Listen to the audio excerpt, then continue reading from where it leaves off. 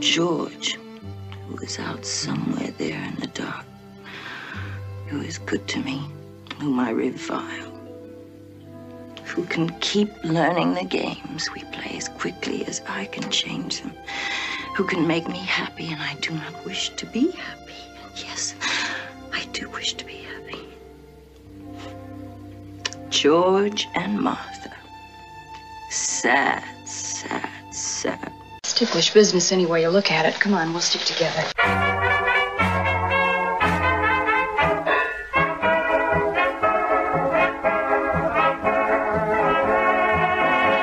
It's Ticklish Business, the podcast devoted to honoring and deconstructing classic cinema. I'm Kristen, joined by the lovely, amazing, and always right Samantha Ellis. And this week we are finding a reason to talk about Elizabeth Taylor. Not that one needs a reason to talk about Elizabeth Taylor, but we are. And we are doing a Liz Taylor top 3. Let's just get the elephant out of the room. Liz Taylor is a larger-than-life figure.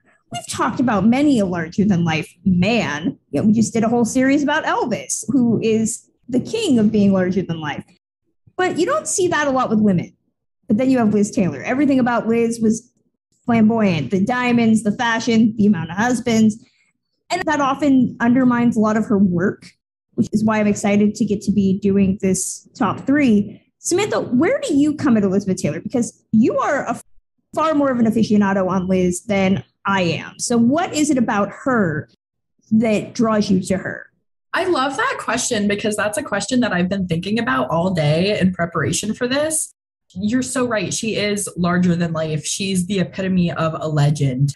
She's just one of those 1 in a billion people who was meant to be a star. She was literally born with the right genes to give her violet eyes and 2 rows of eyelashes. And she looks like Elizabeth Taylor, and she's looked like Elizabeth Taylor her whole life. I don't think she could have not been a star.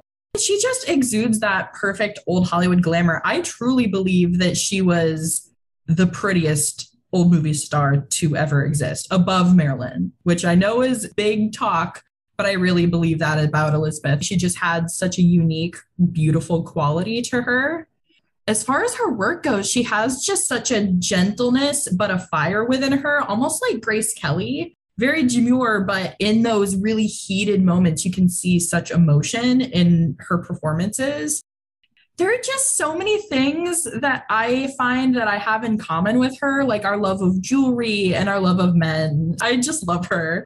What I find interesting when you compare her to Marilyn, we're still seeing reevaluations of Marilyn today.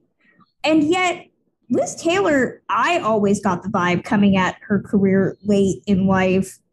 And remember when she was still alive, I don't feel that we felt the need to reevaluate Elizabeth Taylor's career. I wonder if it's because she lived so long that she was able to reinvent herself. We don't even get a lot of biopics about her. There's a couple. Lindsay Lohan's played her. Sherilyn Fenn's played her. But she's not as iconic on screen as Marilyn.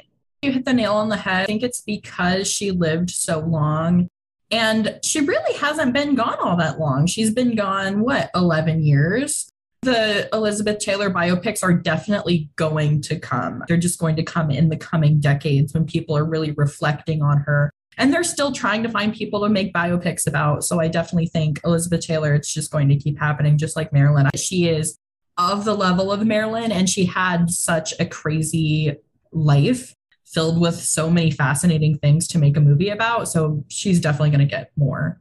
And to look at her career, because it's so extensive, she did a lot of everything. She did film, she did television. She had a whole secondary career into the 70s, 80s, and 90s doing TV movies, which opens her up to a far wider audience. Even the Elizabeth Taylor estate has recently started a podcast with Katy Perry talking about Elizabeth Taylor. Did you know that? Yeah. No, I knew that Miley Cyrus did a special on her and narrated her life for the anniversary of the founding of her AIDS Foundation, I believe. And there are a lot of very famous Elizabeth Taylor AIDS Foundation ambassadors. Definitely a lot of current people involved with that organization. They're definitely staying fresh and current when it comes to her.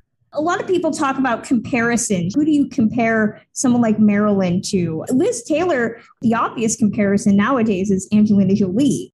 Both very beautiful women, both having very public private lives, both became philanthropists and goodwill ambassadors. That also helps to create longevity for an audience, because if you can easily compare yourself to another star of today, it's why we do this show, making these stars relevant. That also is another point in her favor. It's actually funny that you mention this, because I know during the Marilyn episode, we talked a lot about Kim Kardashian. If I had to pick a modern Elizabeth Taylor, for me, it would be Kim, because of all the marriages, all the scandals, the love of over-the-top decor and jewelry and fashion, and the fact that they are very much underestimated beautiful women. Okay, I would maybe give you that, though. And all Kim the kids. K, and all the kids, yes. Though Kim K does not have the film and television, well, the film career at least. True. That's very true. That's yes. The one thing that I would say is absent. I did hear that they were friends towards the end of her life, so at least she gets the Elizabeth seal of approval. I'm always fascinated by who was friends with Elizabeth Taylor. Colin Farrell was. Colin Farrell, yeah. That one's always amazing for me to hear. He talks about whether true or not. He's the only one that can tell us at this point. But apparently they had this romantic relationship. Ooh, and he claims that she was the love of his life and that they might have gotten married. I don't know if he's just bragging at this point, because it's not like Liz is going to be able to defend herself. But regardless, I would be all for adding Colin Farrell's last name to the long, winding list of Liz Taylor men. I'm curious, who is your favorite Liz Taylor husband and why? Ooh, that's tough. Of course, media and everybody wants you to be the Burton fan, and it's close. I do believe that he was the love of her life. However, I would say my favorite husband, as far as the husband that I want and the husband that I wish she continued with, would definitely be Mike Todd. Okay, I was thinking for a second you were going to say Eddie Fisher. Controversial choice. Fisher. I have nothing against Eddie. Well, actually, maybe I do have some things against Eddie Fisher being such a Debbie Reynolds stan. But I think they were cute. I'm more of a Mike Todd girl because he spoiled her. He obviously adored her. He just seemed so good to her and so nice to her. We'll see, though. Back then, it was hard to really be an out-and-out good guy when you have the DiMaggios and the Franciosas, as we've talked about. There's always Franciosas. For me, I'm a Burton stan. The fact that they tried so hard to make it work, getting married twice. If you've ever read the book Furious Love about their relationship and just read the poems and the love letters that Richard Burton wrote to her, regardless, they had some fire and some passion for each other, and I support all of that. If we're going just off of aesthetics, and I hate to say that I like this period because the pictures are so pretty and we know that it was not a good relationship, Nikki Hilton. The photos are so beautiful. That wedding dress is iconic. Of course, that marriage was incredibly toxic. If we're just looking at where were they the most pretty couple, gonna go with that one. I would agree with that. Nikki was the worst to her. I've actually teared up reading her talking about what she went through with that one. She had so many husbands and they were all in her life for different reasons. So it's so fascinating to learn about each one. Before we get into the top three, I have to ask you this question. I always think of Liz Taylor in a similar way to your beloved Zsa Zsa. Why is that absolutely either a right or a wrong assumption? I believe that's a right assumption. They were two of the most glamorous and extravagant, and they attracted publicity like flies to honey.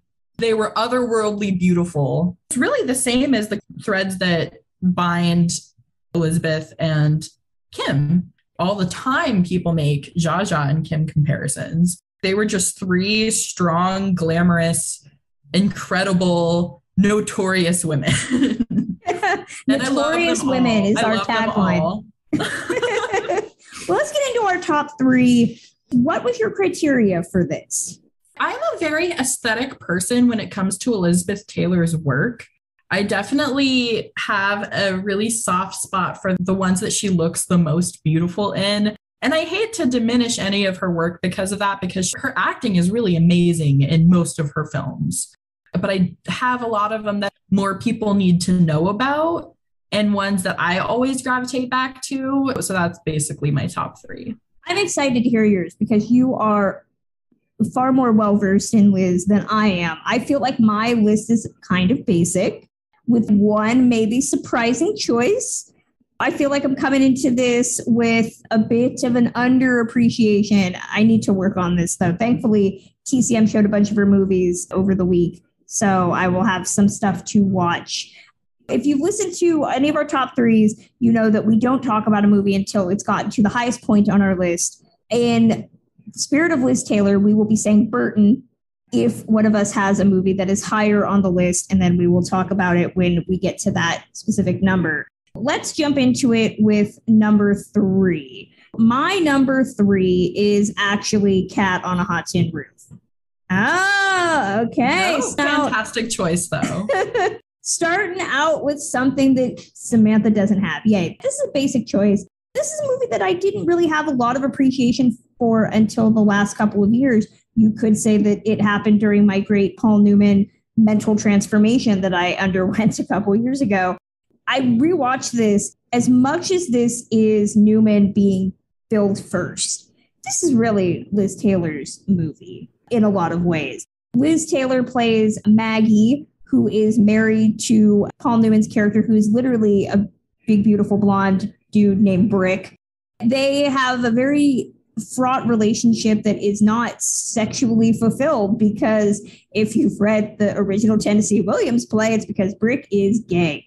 But because it is the 1960s, we cannot have that problem. So we just allude to it at the end. You can't have a movie with Paul Newman and Liz Taylor not hooking up. So spoiler alert, the movie ends with them having sex because the 60s. What I really appreciated rewatching this movie recently for the Liz Taylor of it all is that it's a movie that understands that she's beautiful and shows the curse of that. Maggie is completely underestimated and mistreated by everybody in Brick's family, including his brother and sister-in-law, played by Jack Harson and Madeline Sherwood, respectively. They have a gaggle of children, and the kids are horrible, constantly asking Maggie when she's going to have a baby. She's just completely not seen as this epitome of Southern domesticity in that time period in comparison to Madeline Sherwood's character, who's always pregnant. I love that element of it, especially in that she is trying to buck convention. The only person that really seems to appreciate her is Brick's dad, Big Daddy, played by Burl Ives. Just watching Elizabeth Taylor, the camera certainly has moments where it objectifies her. She's in a slip at one point, and there's a lot of bottom shots where it's looking up at her. She's in such command of the character, just stalks the screen and is so dominant that honestly, you're just wondering how the line of men just hasn't started to the left. Or women. She's that sexually charged as a character that anybody would be attracted to her. Even some gay men would have been attracted to her. It's that pervasive. But it's a role where she seems in on the character. That didn't always happen in her career, where she not only got the opportunity to play characters that she wanted to play, but the characters that mocked the Elizabeth Taylor persona. And I think it comes through really, really well in Cat on a Hot Tin Roof. This was a role of a lifetime for her. Everybody says Cleopatra is the Elizabeth Taylor role, but if you're talking quintessential Elizabeth Taylor films, this is really it. Not only that, as a film, it probably goes down as one of the top 10 best written of any film that I've seen. It's extremely well written. It always pulls me in. Sometimes it's hard for me to sit through movies, and this one, every time I watch it, it's totally riveting. And I agree, Elizabeth really exudes the sex appeal. I'm sure there were so many men back then thinking, Paul Newman, what are you doing? When it becomes even more audacious to watch her in this role, considering that they started filming the day her husband, Mike Todd, who you mentioned earlier, died in a plane crash. So she had to make this movie, much like Jean Harlow when she did Red Dust, had to make this movie under the most extreme tragedy in her life. And to see those moments of sadness and pain on her face, there's almost a double layer to it, especially if you were a fan of hers in that time period watching this, knowing what she had undergone, what she would continue to undergo as the years went on after this. It's just utterly bonkers to think about. This was her second of 5 Oscar nominations. She did not win, which I don't know, Samantha. Do you think she should have won that year? I'd have to see what her competition was. 58. I can tell you who her competition was. Yes, please do. The nominees were Elizabeth Taylor for Cat on a Hot Tin Roof, Susan Hayward for I Want to Live, Shirley MacLaine for Some Came Running, Rosalind Russell for Auntie Mame, and Deborah Carr for Separate Tables. Do you remember who won? I will tell you. It was Susan Hayward for I Want to Live, which, if we're talking about hindsight being 2020, how many people remember I Want to Live, sorry Susan Hayward stands, versus Cat on Hot Tin Roof? That is a very fair point. I haven't seen I Want to Live. I've wanted to. Doesn't sound like a super great year other than Elizabeth. Not really. Samantha, take us into your number 3. All right. Well, I keep flipping back and forth in my head, but I think I'm going to go with a very early role of hers. This is a fairly deep cut when it comes to Elizabeth Taylor.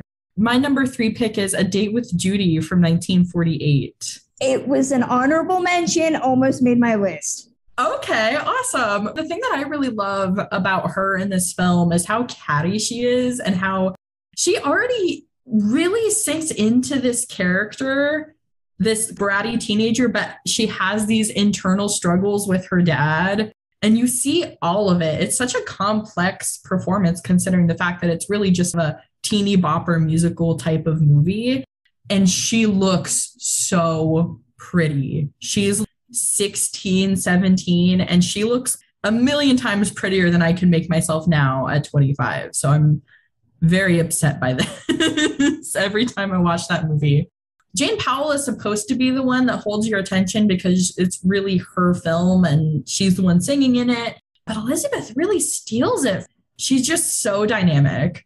She really is. This is a film that has a relatively problematic classic film story in that her and Jane Powell play these sparring young women that both seem to fall in love with a presumably 40-year-old soda jerk played by Robert Stack. And the movie says Robert Stack is apparently able to date one of them, and he is very charming opposite Elizabeth Taylor, and it's impossible for me not to ignore the fact that she is a child when she's making this movie. And I want to say that I had heard a story about while she was making this film. I cannot tell you where the story came from or who told it, but that the director of the film was very obvious about commenting on how mature she looked. It had to be difficult to look like Elizabeth Taylor as a child, as a teenager, and not face just chronic objectification from the very male-dominated pre-Me Too world of this era, which we constantly have to rectify with every time we talk about that time period. You're totally right that regardless of that objectification and that plot line, the Technicolor just does her wonders. She's got some beautiful, beautiful costumes. We don't often get to see a lot of movies where she got to play just a teenage girl. This is a movie where you're right. She's totally catty. She's a little boy crazy. She's not playing this adult shrunk down to child size like she usually played, or this tragic little girl that needs to be cared for. She was a teen. Right. Her whole life, she really had to deal with that kind of objectification. Even as a child, when she was auditioning for films, just less than 10 years old, they tried to wipe off her makeup, take off all her mascara, but she wasn't wearing any because she was just so naturally beautiful so early on. Really, as soon as the braces came off after National Velvet, that was it for her. She was an adult, very similarly to Judy Garland. Watching this movie, too, it's just a real great example of, yes, maybe it's not a role that's challenging her as a performer, but that is age appropriate for the most part. And Jane Powell also was stuck in that position for a lot of years, too, playing children and young girls because she was so small. I don't know if you know, but I have to hope that they bonded a little bit in that regard.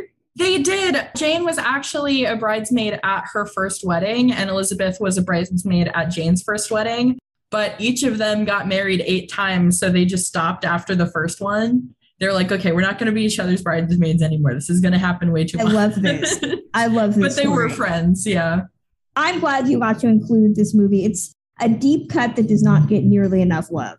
Definitely. I just have to throw in her chemistry with Leon Ames. I love Leon Ames and everything. And from Meet Me in St. Louis to Postman Always Rings Twice, he's so good in everything he's in. And this is no exception. You really see the layers to her performance. Even in a teen movie as a teen, you see that complicated relationship. And it's so great. I love it. It walked so that Natalie Wood's daddy issues in Rebel Without a Cause could fly. That is so true, except Elizabeth has the rich girl issues in this movie, which Judy doesn't. That's the story of her life. She always had rich girl issues in a lot of her movies. My number 2 is a film that I'm pretty sure is not going to be on your list at all and probably would not be considered one of Elizabeth Taylor's better performances. But I'm going to put it on this list because if you know me, you know that I would include it. It's her role as Amy March in 1949's Little Women. Exactly. It's not the popular choice. It's not the popular Little Women. I have a real soft spot for the 1949 Little Women, directed by Mervyn LeRoy. Liz Taylor was 17. This was one of her last teenage roles before she became 18 and tried to bust out into playing adults. This was a role that a lot of actors did not want to perform in. MGM pretty much called in every one of their big names to play in this movie. To watch this adaptation of Louisa May Alcott, you're immediately struck by the fact that Elizabeth Taylor is in this. She was not the biggest name at the time, but certainly a couple years later, it would be weird to see her fourth build or however far down the line she is compared to June Allison, Peter Lawford, Margaret O'Brien, who was considered more of a star attraction at the time than she was. But she makes Amy March her own. The movie changes the order of the girls' ages to accommodate Elizabeth Taylor. So Amy March is technically the youngest daughter, but they make her the second to youngest so that Margaret O'Brien could play Beth. What I appreciate about that change is, much like A Date with Judy, we get to see her, Amy March, being this catty, rich girl on the outside, poor girl in reality. And she gets to do some really good comedy, too, which we don't often consider Elizabeth Taylor a comedienne. But she gets to do some great one-liners here, whether she's talking about using bad grammar to talk about how her teacher is obviously not understanding that she is a wealthy woman and she has friends in high places. I just love her snooty accent, which works really well in this movie. Or the weird obsession that they give her with food, which would become a muckle later as Elizabeth Taylor did struggle with weight. But I love watching the sequences where she is trying to hold on to food because it is that time period where you're going without. So there's a moment where she's at the Hummels, which is the poor family that takes all their stuff. And she's got the popovers and she's playing this game with the kids. One for you, and one for me. And she's taking bites. And it's just really fun, pure comedy that she was not given enough opportunities to showcase. The blonde hair's a bit ridiculous, yes, and they do tamp down her growing bosom. I just love the performance so much. If it was the role that was going to transition her from child to adult, she did it really well. I believe we've discussed this. I have not seen any version of Little Women. I do not even know the story. How do you not even know the story? How are you in this era? I know it's about 4 women, and I probably know 2 or 3 of their names, and that's about it. I do not know how you've lived on this earth for 25 years, having never read or seen any version. There's a version literally for your age bracket. I know. I'm well aware of all the versions, and I'm interested in all the versions. It's one of those things like The Godfather where I have to find a really good opportunity to watch it for the first time. I'm also very lost on which one to start with. I'm most tempted to go in chronological order and start with the 33 and then go 49. I've done chronologically. As somebody who says that the 33 version is the least good version, everything gets better. Regardless, you should see the 49 one because it's such a Technicolor wunderkind that it's a lot of fun. I would have mad respect for you if you watched a double feature of The Godfather and any Little Women. Just the transition alone would be amazing. We just need to kill two birds with one stone here. Little Women and The Godfather. That's the perfect double feature. We call it Little Godfather Weekend, and it would be amazing. Maybe if we get to a certain amount of followers. Patreon goal, everyone. Gable and Lombard and Samantha watching The Godfather and any Little Women. If I had been at the fest this year, I believe they showed the 49 version. I was there. See, there you go. I probably would have seen it. Heard that Margaret O'Brien canceled last minute, or was that the one she went to? Oh God, now that you mentioned it, she did not. She did not go. She didn't go to that one. I remember like, I would have changed my mind last minute. I'm going to see them. I'm definitely going to see them. And it looks really cute. I'm here for it. Very I will probably like them. Here is a short little ad for our Patreon. If you are a fan of old Hollywood, classic entertainment, and the joy of pop culture history in all its forms, please subscribe to our Patreon page like these wonderful people: Christine Mier, Danny, David Floyd, Jacob Haller, and MCF. Our Patreon page is located at patreon.com/ticklishbiz. That's ticklish B-I-Z. If we can reach 30 subscribers, you'll be treated to a full special episode looking at the 1976 TV biopic Gable and Lombard, starring Jill Clayburgh and James Brolin as the iconic pair. Is the movie everything you'd hope it to be? And take that to mean whatever you want it to. Subscribe to Ticklish Biz and help us reach that goal. A special reminder, if we can get to 100 subscribers, we are looking forward to posting a deep dive into an infamous movie in Ticklish business circles. Does love truly mean never having to say you're sorry? Well, if we can get to 100 subscribers, you'll get to hear all of our opinions on Love Story. Trust me, there's a lot of them. Beginning in May 2022, we'll begin a brand new season of Based on a True podcast episodes looking at the king of rock and roll himself, appropriately entitled Being Elvis. The special series will examine a new Elvis biopic each week, beginning with Kurt Russell's memorable turn in 1979's Elvis, and coming to a close with director Baz Luhrmann's new movie based on the singer's life entitled, you guessed it, Elvis.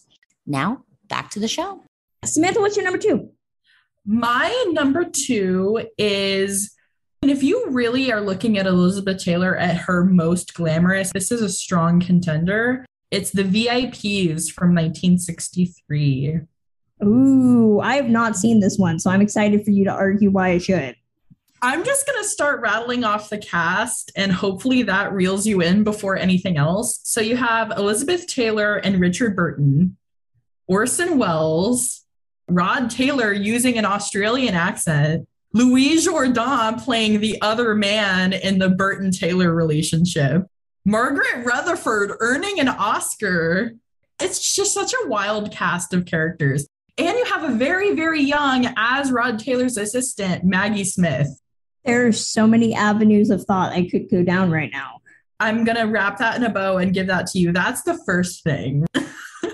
Elizabeth Taylor, I need to find who designed her wardrobe for that film, because it's her at her most glamorous, truly. She has the long hair. She's starting to get that bit of a tan that she would get in the 60s. And she wears all of her own jewelry. So these really magnificent pieces. I'm such a nerd about Elizabeth Taylor's jewelry. I actually own a piece. I have a brooch from one of the Julian's auctions that they had for Elizabeth. If you are in the auction market, I believe that Julian's is auctioning off more Elizabeth Taylor clothes at their July auction. I believe 99% of Elizabeth Taylor auctions are caftan. Gucci sweaters and a lot of designer outfits that I wish I could fit into. Unfortunately, I don't believe that Liz and I are the same size, which is sad. Seeing costume design by Pierre Cardin, but he was uncredited. A ton of people worked on this. She looks amazing, no matter how many hands were in the pot, no matter whose hands was in the pot. She looks amazing. It's such a soap opera. It's so dramatic. Literally, if you cut it into 30-minute segments, it would be a soap opera. It's that perfect guilty pleasure, love drama of the 60s with her and Burton that you want to just gobble up. I am all for this. You had me at a love triangle involving Liz, Burton, and Louis Jourdan. I don't know how hot that could get, and it's the so 60s. Hot. That's just shocking to me. And she Add that definitely to the shows list. her cleavage off in this film more than any other. So if it's not hot enough already. She was like, listen, there's two hot dudes in this movie. I'm just going to have to emphasize everything at this point because it's too hot. Everything she has going on in the 60s. I'm very aesthetically drawn to certain Liz films as opposed to others. The early to mid 50s, I wane a little bit. She really hit her strides in the late 40s and the early to mid 60s. Those are the two Liz eras that I love the most. I feel like I'm more of a 50s Liz gal, which is bizarre that I would gravitate towards that era. I get more into them for sure. There are a few that I still haven't seen, like Elephant Walk, which I don't think is necessarily going to be any good, but I still want to see it. I watched about 30 minutes of Raintree County the other day, and it's just so long and boring that I couldn't do it. And Montgomery Clift's face changing by the scene is just depressing. There's a lot of 50s Liz movies I have not gotten to yet. That era is the one that I love the most, which is a good segue into my number one, which is not an original choice, but it's 1952's A Place in the Sun. No. Okay. Again, fantastic choice. If we're talking about the real essential Elizabeth Taylor film, you've encapsulated it pretty well. A Place in the Sun is just that perfect early 50s Elizabeth at her best. I can't wait to hear all the things you love about it. Should say I misspoke. It's from 1951. It was nominated for the Oscars in 1952, which, by the way, shocking thing, Liz was not nominated for an Oscar for this movie, which is utterly hard to believe. I'm not surprised. Right around those early 50s years were really tough years. Acting wise, it's more of Monty's film, but Elizabeth, just looking at her, she's pure heaven. It was very close to making my list. She has one of the best intros in movie history, on par with the first close-up of John Wayne in Stagecoach. It's that type of moment where you're watching a star being made. This is George Stevens' directed adaptation of Theodore Dreiser's An American Tragedy, which had already been made in the early 30s with Sylvia Sidney. You can go back and listen to our episode. We did an entire one on this movie with Liz Taylor and Monty Clift biographer Charles Cassillo that you can get more in-depth information on. But Montgomery Clift plays a guy named George Eastman. He's down on his luck. He goes to get a job at an uncle's factory and meets a woman named Alice Tripp, played by Shelley Winters. They engage in this affair that I love that the movie in 1951 does not shy away from saying they are having premarital sex. Everything changes when he meets this rich girl, Angela Vickers, played by Liz Taylor, and he realizes that he's got to get rid of Alice because she's also pregnant and she is ruining everything. So let's just say there is a boat ride to hell that is so beautifully filmed. Everything about this movie is beautifully filmed. I know I said when we did the episode on A Place in the Sun that a lot of people point to Casablanca, maybe Mildred Pierce, as the quintessential example of old Hollywood style and filmmaking. I say it's A Place in the Sun. Beautiful A-list stars, beautiful settings, beautiful costumes, cinematography that you want to live in. Everything in this movie is perfect. This is the movie that famously started her friendship with Montgomery Clift that would last until he died. And while Monty's character George and Alice have this very sexual relationship, he has just as much sexual chemistry with Liz Taylor as Angela. They just want to eat each other practically by the way that they look at each other. The way that she calls herself mama to him, it's such a horny movie. If we're talking about thirsty films, this is the thirstiest. And it is great because, like you mentioned with the VIPs, like attracts like, and you don't get that more effectively than in this movie. And I think the fact, too, that Liz and Monty became such good friends, you also feel that sense of connection and union between them in their sequences. Maybe it's not necessarily as strong as sexual pull, although considering Monty Clift was same-sex oriented, he still is able to act. I'm buying that everybody would have been sleeping with everybody in this movie because they're all just beautiful. But there's a deeper connection that you get that's subtextual between the two of them, considering their deep friendship. It's a perfect movie. If you are looking for something that's just hot, this is the one I always point to.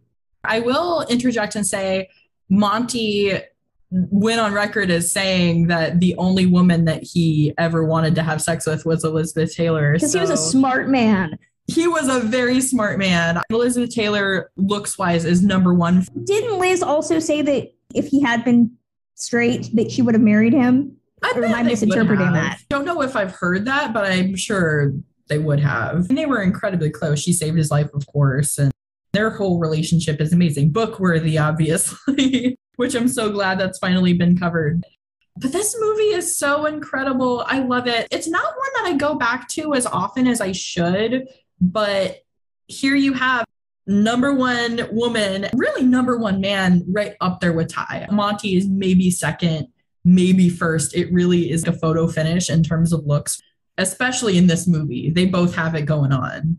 If you want to see two of the most beautiful people on screen together, this is the movie to watch. It's such a juicy story. You really get into it. Everybody does their part. I love Shelley Winters, of course. Elizabeth, I hate to say this is a bit of a step back for her compared to some other movies that she would go on to make. Stuff like A Date with Judy, where her character had some good substance, but I still love watching her in it. I can never get over this movie.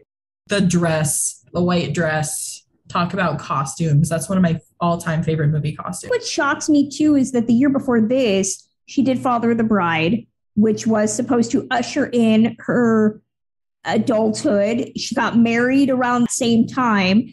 I think she also got divorced by the time this movie came out. Probably. So for her to be a divorcee and make this movie where she's the other woman in such a beautifully sexual but murderous film, oh my gosh, if we're talking about a woman who understood publicity and the need to make movies that reflected, I don't know how much awareness she had of the films that she was picking, but it's hard not to feel like she was like, you know what? I did all these cutesy teeny bopper things. I got married, I got divorced. So what better way to do that than to play this type of character that while Angela is not a villain per se, which would have been really easy to make her this other woman who's like, screw that chick, you threw her in the water. That's cool. She's not like that. She is a person with a soul. But at the same time, there had to be this awareness of what this type of role would look like to an audience. She was really one of the few actresses that understood how an audience would look at her and see her personal life come through in those roles. She really was similar to Jean Harlow in that respect, where a lot of her films did reflect what was going on in her life. It's so funny that you cite this as one of the really good examples of old Hollywood filmmaking, because to me, there are definitely very distinct eras. I am so drawn to the early to mid 50s fan magazines and publicity culture that really existed uniquely in the 50s. And Elizabeth was such a strong part of that. And I think this movie really was too. I watched this and I'm thinking, I'm sure they're trying to get her makeup look in this movie, and the clothes that she wears are going to be in between the ads in all the magazines. So her Helen Rose dress from Father of the Bride, I mean, became something that women were emulating and buying the patterns so that they could redo them. One of the first influencers in that regard. She really was. She was so ahead of her time. I mean, especially with her perfume line and her activism, she would have killed it on Instagram today. White diamonds, man. That's still a scent. For what it is. What's your number one, Samantha? My number one, this is really my ultimate guilty pleasure movie. Not just my ultimate guilty pleasure Elizabeth Taylor movie. This is my ultimate guilty pleasure movie. It's Butterfield 8 from 1960. I have not seen this one, and I have no good excuse for why I have not. It's the Oscar film.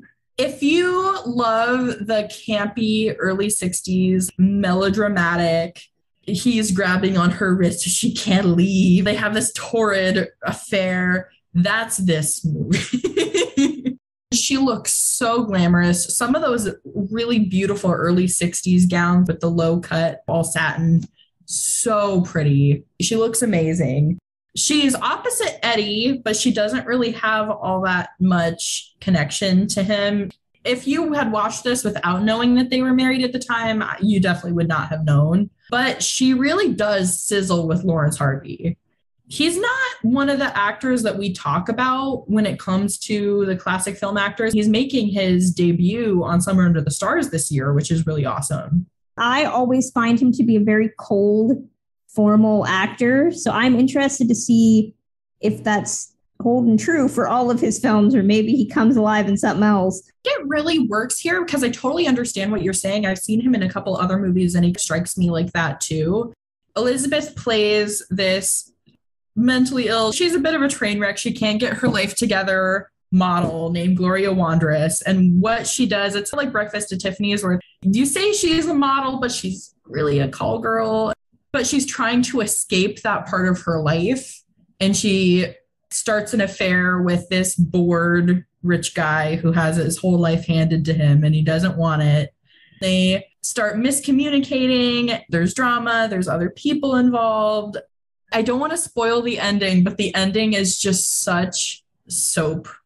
It really is. But it's so good. My eyes are glued to the screen.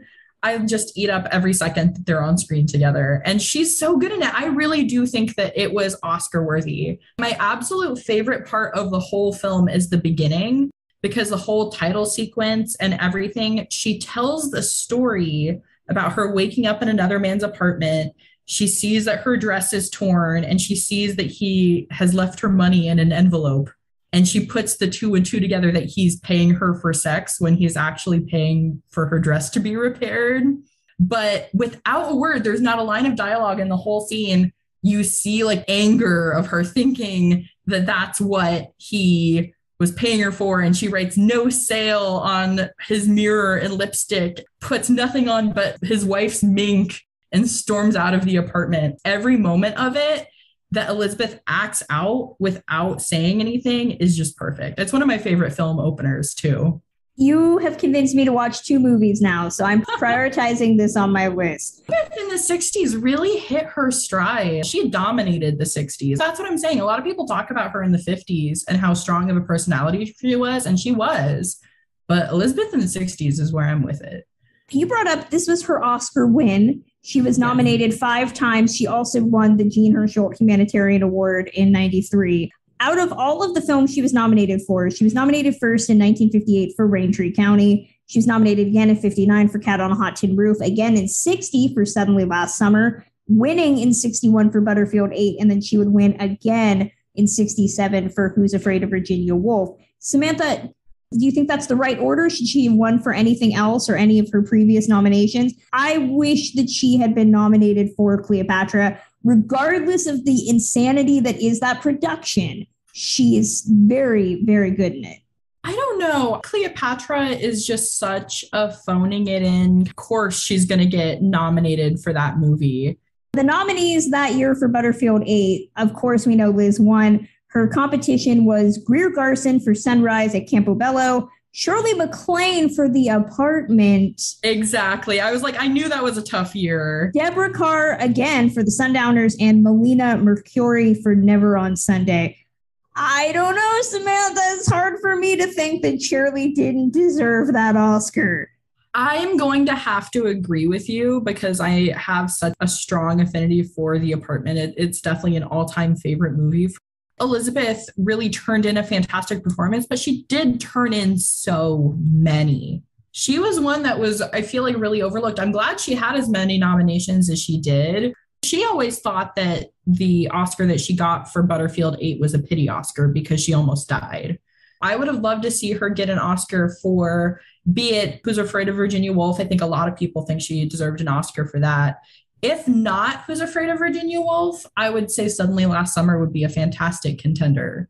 In case you're curious about who she was up against in 1967, that win for Virginia Woolf, it was like shooting fish in a barrel because the nominees were not strong, in my opinion, that year. It was Ida Kaminska for The Shop on Main Street, Vanessa Redgrave for Morgan, Anouk Ami for A Man and a Woman, and Lynn Redgrave for Georgie Girl. That's how you know it's the late 60s. A lot of foreign imports and Brit stuff. No offense to people that love any of those performances. We all knew she was going to win. And it definitely, especially later in her life, it's one of her iconic performances. If you pick the 5 essential Elizabeth Taylor performances, that would definitely be on it. But she has so many. Cat on a Hot Tin Roof. I'm very surprised she didn't earn a nod for it. Did you say that she did? Susan Hayward, yeah. Suddenly Last Summer, I would never take away Sophia Loren's Oscar. Sophia Loren definitely deserves it over Elizabeth. She did not win over Elizabeth Taylor that year for Suddenly Last Summer. Oh, I'm sorry. I'm thinking of the 60 to 61, not the 59 to 60. For Suddenly Last Summer, unfortunately, it's easy to see why Liz didn't win because Katharine Hepburn was also nominated in the same category for Suddenly Last Summer, and that tends to split the vote. Mm-hmm. Audrey Hepburn was also nominated that year for The Nun Story, Doris Day for Pillow Talk, and the winner was Simone Signoret for Room at the Top. I haven't seen it, so I can't really comment, but... Sounds wrong. I love any opportunity to give Elizabeth Taylor an Oscar. I love any opportunity for Audrey Hepburn to get an Oscar. I haven't seen Nun Story either. Any honorable mentions that you want to include? I feel like we've done a pretty good job covering her life. I have a couple that I would want to throw out. Cleopatra, we didn't talk about it. It was a huge financial disaster, almost killed Fox. But it's my Liz guilty pleasure, where yours is Butterfield 8, mine is Cleopatra. I don't watch the whole movie because it's ridiculously long. But if we're talking about Liz at one of her sexiest peaks in the 60s, the costuming there does not leave a whole lot to the imagination in many scenes. It's the first moment when Burton meets Taylor. And oh my God, it is a very horny movie. That's considering that the whole first hour she's stuck having to act opposite wooden Rex Harrison. So apologies to her for that.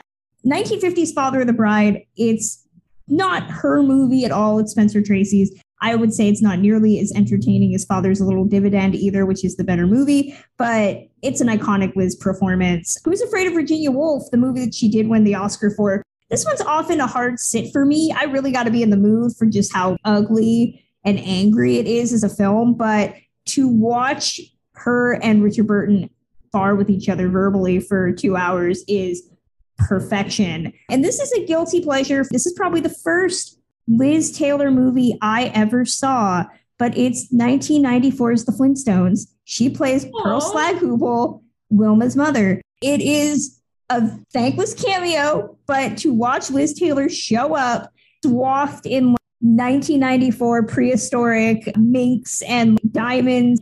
It's making fun of the Liz mythos, but it does it in such an amazing way that I remember being a child in 94 watching this movie thinking, who is this woman? I need to know more about her. Thank you, Flintstones. If you've done nothing else as a movie of the 90s, you made me an Elizabeth Taylor fan. I actually love that. I feel like she had such a long career that there are going to be so many that we leave out. I'm, of course, partial to her studio era films, but I did find a few more. I would definitely say Giant. I watched a really great TCM interstitial talking about how much of a feminist her character is and how strong of a character she is in Giant. It gives me such a greater respect for it. I definitely want to see it again. I would also say the last time I saw Paris, she has such a great complex role in that film.